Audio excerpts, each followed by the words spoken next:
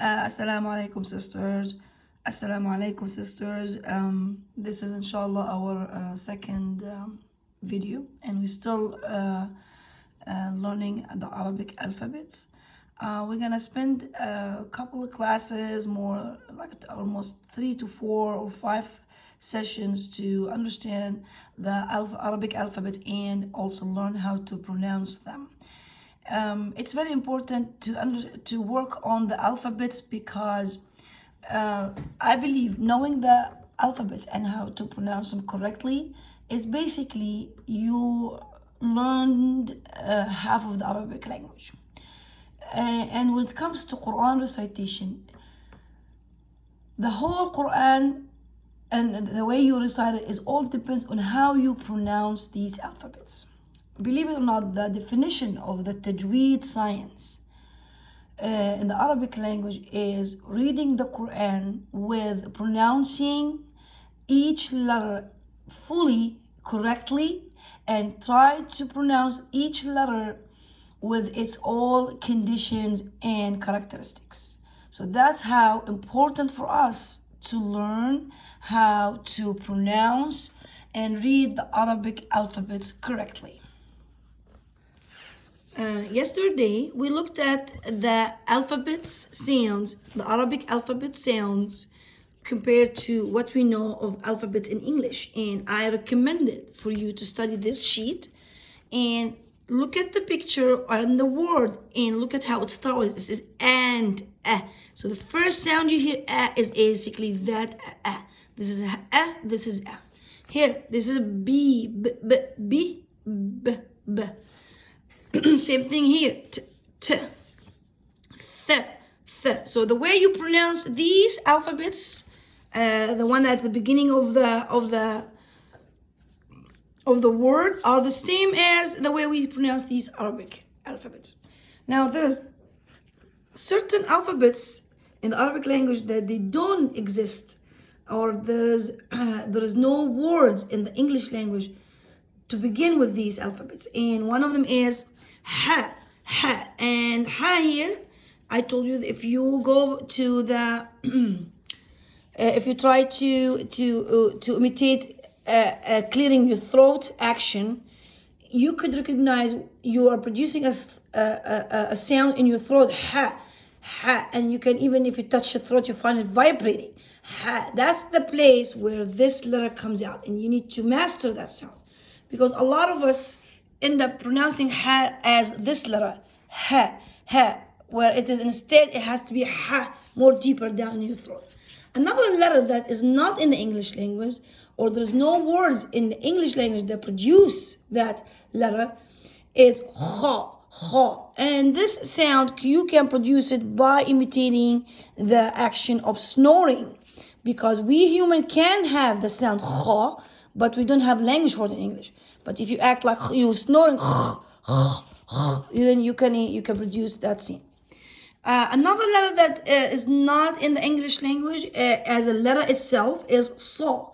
This is not a sa. This is like the sound in the word snake.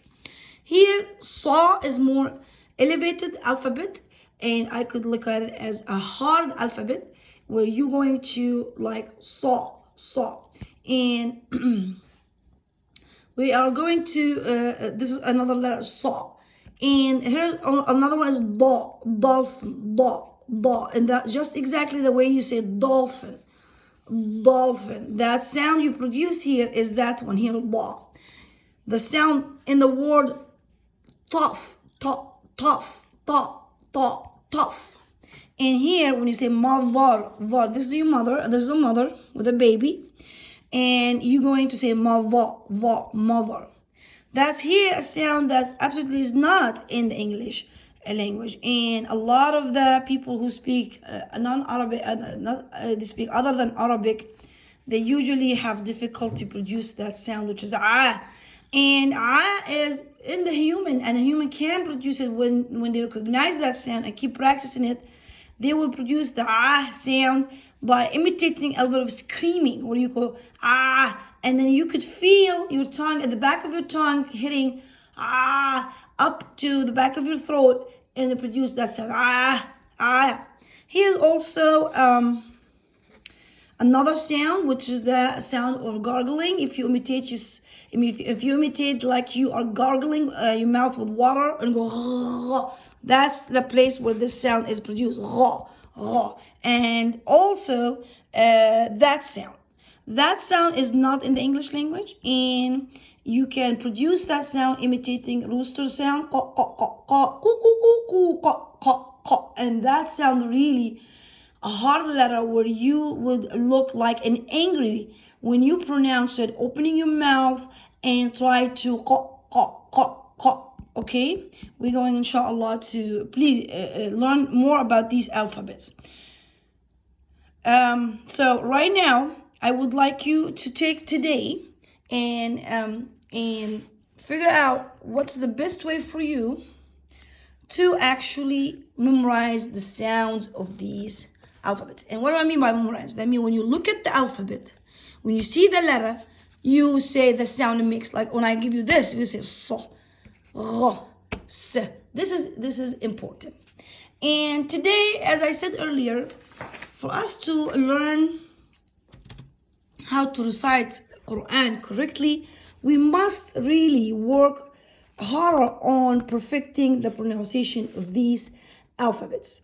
And when you learning to read the Arabic alphabets, you need to, in the same time, recognize the articulation point of the Arabic letters. And what does that articulation mean? I mean, each letter in the Arabic language is produced by having two parts of your mouth get together or connect or hit each other or get closer or create a passage when they get closer to each other to make that sound.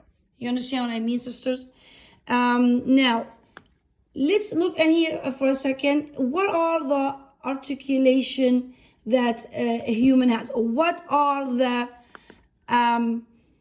parts of your mouth that when they come together they produce these alphabets?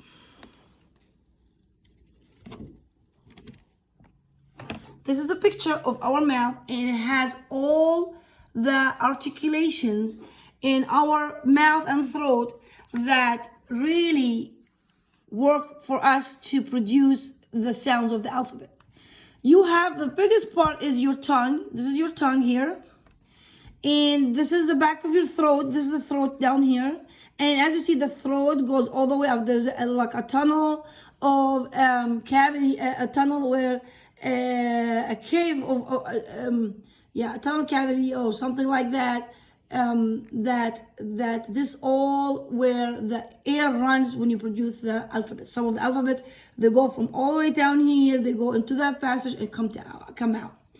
You have also some alphabets work together with the mouth, which is your nasal passage. You see that your nasal passage? That nasal passage actually works with you to produce some of the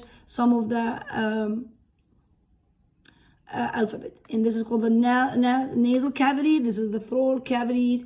And also, we talked about the tongue. Also, you have the lips.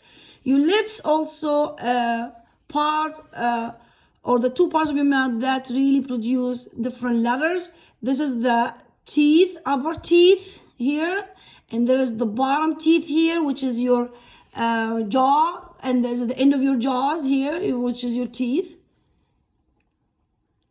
And of course, they say this is the empty space in between your tongue and your throat. This is your tongue, and this is your throat, and this is the empty space. You have this is the, if you recognize with me or work with me on your top palate, the top part of your mouth. There is the hard part, which is extend all the way to your teeth.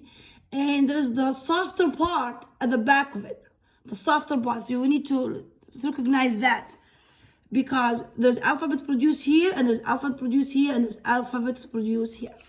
So please just take a look at this picture. I'm gonna, inshallah, send it to in the group attached to this video. Again, so what we learned today, that in order for us, today I would like you to work more on recognizing and memorizing the alphabets. And I want you to know that it is very important you learn how you produce each letter. Why?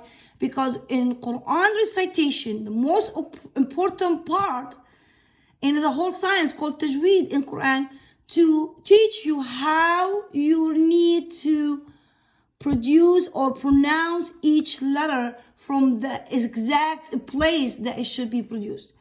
And you're gonna ask why I have to do that. This is very important for you to do to protect the Quran from any changes or any corruption. What do I mean by that? When Islam spread out and the globe reach parts of the world where the people do not speak Arabic, so they have a different tongue and different way to pronounce the alphabets. Like a lot of them cannot say ah or qa or kha. So we cannot read the Quran according to according to our tongue. We have to learn to read the Quran in the way it came to Prophet Muhammad from Prophet Jibreel, to protect it from any corruption or any change. It's Allah's book. It's the book that we run our life with. It needs to be preserved and recited as it came to Prophet Muhammad.